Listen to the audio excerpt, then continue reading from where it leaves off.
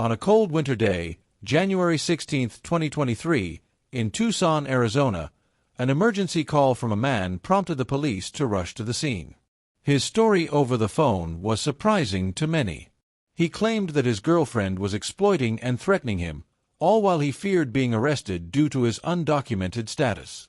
That call marked the beginning of an unexpected story, one where trust, exploitation, and violent actions were taking over the life of a man trapped in a difficult situation. The scene began with a man urgently dialing 911. His voice was filled with panic, as though he had just stepped into a world where everything was against him. "I need help. My girlfriend is exploiting me," he yelled, his tone a mix of fear and frustration. His words sounded like a confession from someone who had just realized that the free pizza he thought was a treat was actually loaded with unexpected charges. This reflected his surprise and delayed realization of the situation he was in. As the story continued, he explained further why he felt attacked. "She knows I'm undocumented, and she's threatening to kick me back to the kitchen every night, making me cook if I don't pay her rent and bills," he sighed, as if exhausted by his own life. This part of the story reflected a skewed relationship where power and fear, rather than love and respect, governed their interactions. The next part of the narrative further emphasized the fear he felt. "But every time I try to call the police, I'm afraid she'll accuse me of causing trouble, just because my Spanish isn't as good as hers." This statement not only revealed his sense of helplessness but also exposed a subtle communication divide. He felt disadvantaged, not just because of his legal status but also due to his language skills. This created a psychological conflict within him. He wanted protection but feared that his language barrier would make him the accused instead. On January 16, 2023, officers arrived at the scene in Tucson, Arizona, responding to a typical domestic dispute. As they approached the house, an odd sight greeted them. The woman, wearing an apron that read, "Best Mom Ever," remained calm, as if nothing serious was happening, despite the obvious tension. She quickly tried to downplay the situation, as if she were attending a parent-teacher meeting rather than being investigated for domestic violence. "Oh, we're fine," she said, hurriedly tossing a bottle of bleach into the laundry basket as if trying to hide a key piece of evidence. Her words seemed like a shallow excuse, causing one to smile at her overly eager attempt to maintain the image of a perfect mother in front of those around her. "We're just getting the kids ready for school. Nothing big, just a regular day. The only crime here is that the kids will be late for school." This action, though light-hearted and playful, revealed the instability in how she was handling the situation. Her hurried gestures, as if afraid someone might see something they shouldn't, added to the increasing tension and unpredictability of the atmosphere. The "best mom ever" apron only heightened the irony of the situation, as she simultaneously tried to protect her image as a devoted mother while attempting to conceal violent actions, making everything seem more confusing and paradoxical. Although her words seemed humorous, they clearly reflected the discord in the relationship she was trying to deny, making the atmosphere even more suffocating. The officers, already accustomed to tense situations, exchanged skeptical glances as they tried to gauge the severity of the situation. They seemed unable to believe what they were hearing. The man, who had been hiding behind the kitchen counter as if trying to blend in with the walls, finally spoke, but not in a calm voice. Instead, he dramatically raised his voice as if playing a part in an action movie. "She hit me with a pot," he yelled, waving a pot from the sink as though it were undeniable proof of the crime he had just described. "And then she used a butcher's knife to slash the tires and windows of my car. Do you know how hard it is to drive without wheels?" The way the man expressed his frustration clearly showed his sense of helplessness and frustration. He had not only been attacked with household objects, but he was also hurt by the feeling of being exploited and trapped in an unfair relationship.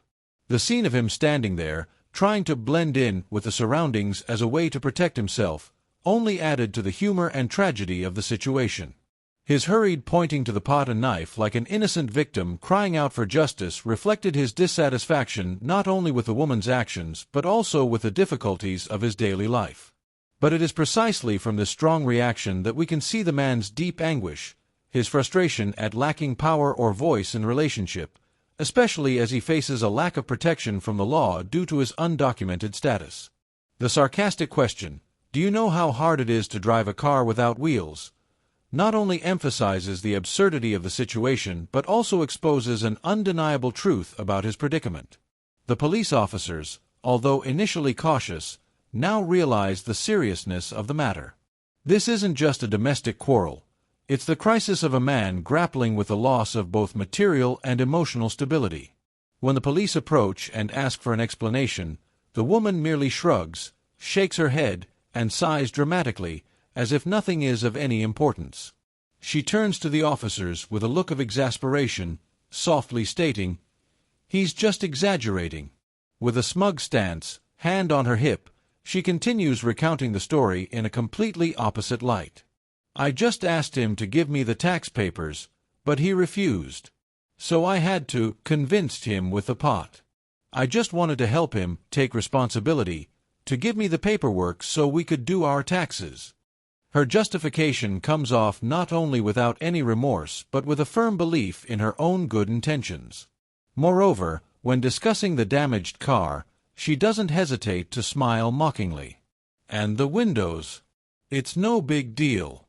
In Arizona, if your car doesn't have at least one broken window, are you even living here?" Her words are dripping with disdain, as if damaging someone else's property is nothing but a trivial matter, and there's nothing to be concerned about. This dialogue not only reflects the woman's lack of awareness about her actions, but also reveals the twisted narrative she's trying to create. Instead of taking responsibility for her violent and destructive actions, she turns herself into a savior, claiming she acted for the good of the other person. Her character is clearly revealed through every word, from her disregard for consequences to her baseless justifications for her reckless behavior. The scene underscores the man's powerlessness and desperation, as he seems unable to escape the situation he's found himself in. His anguished confession, "She's been taking advantage of me for months," reveals the deep emotional pain he's suffering. Not only is he being emotionally abused, but he is also financially exploited, as he reveals that he has been paying for most of their household expenses. "I pay for everything: her rent, the kids' daycare, the Wi-Fi."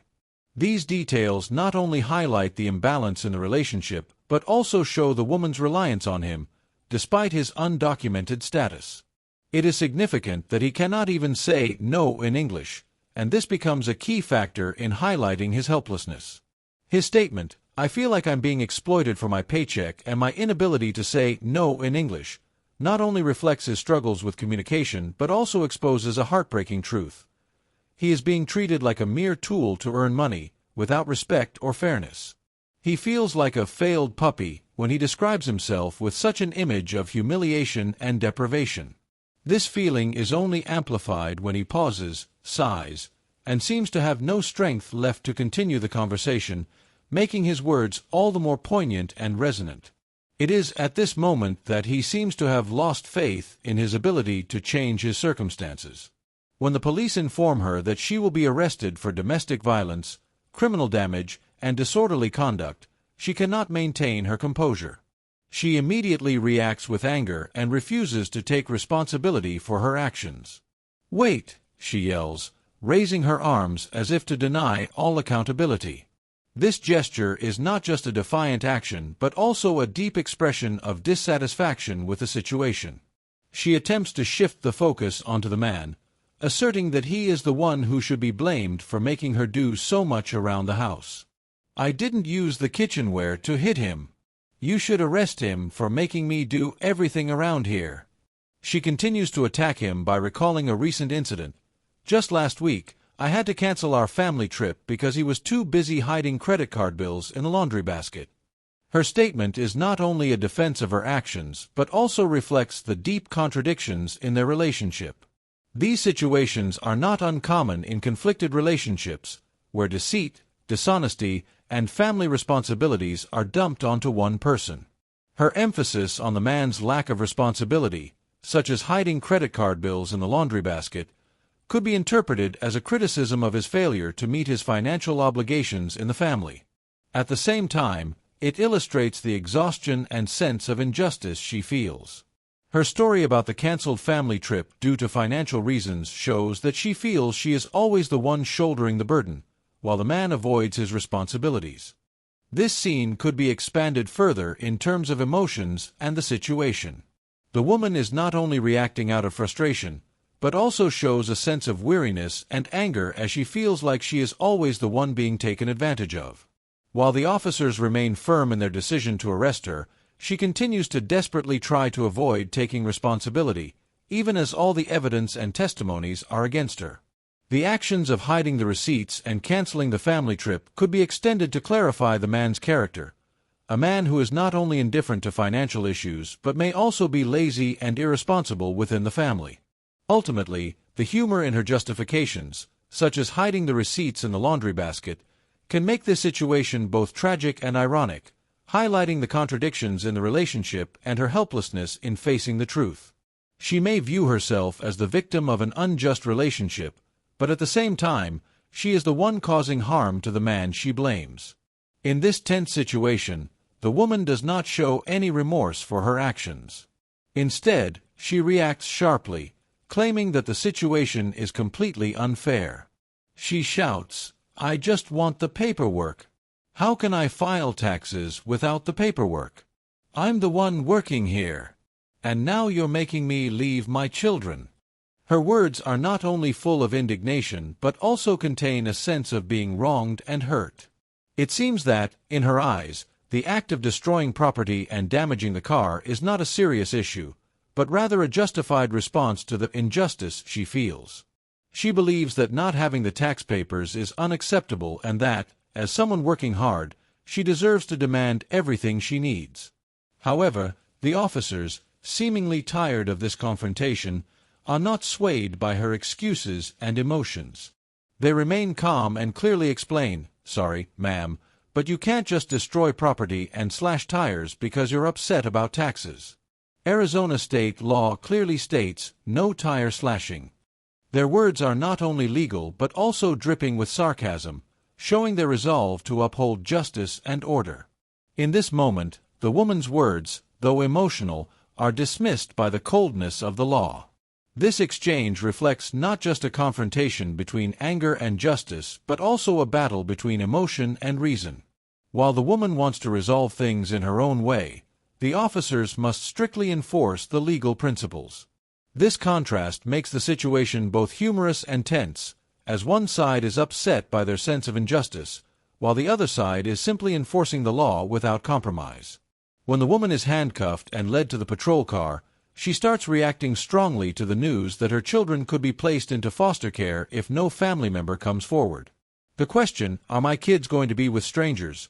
clearly expresses her desperation and fear as she faces the possibility of losing her maternal rights in a difficult situation. She is not only hurt by being arrested, but also by the fear of what will happen to the children she's been taking care of. It's an internal conflict between helplessness and what she perceives as an unfair punishment. The question, "How can I live with that?" is not just a simple protest, but also a denial of her own responsibility for the consequences of her actions. She is not ready to accept losing custody of her children, even though it was her violent behavior that caused this situation. The officer's cold response, "You should have thought about that before you slashed the tires. And maybe next time, just ask for the tax papers without the butcher's knife," seems like a merciless reminder of the consequences of impulsive and thoughtless actions. His words are sarcastic, reflecting his impatience with her irresponsible attitude. The officer is not just doing his job, but also pointing out that she has created this crisis for herself. This story is not just about domestic violence, but also a lesson about the consequences of hasty decisions and lack of thoughtfulness in relationships. The woman, with her uncontrolled actions, has pushed herself into an unforeseeable crisis. Her use of a knife as a threat is not only an act of violence but also a sign of desperation and a lack of understanding about how to resolve conflict in relationships. It was an impulsive act, with no consideration for what would happen next. The officer's comment is not only a condemnation of her actions but also a reminder that life cannot always be easily solved by blaming circumstances or external factors.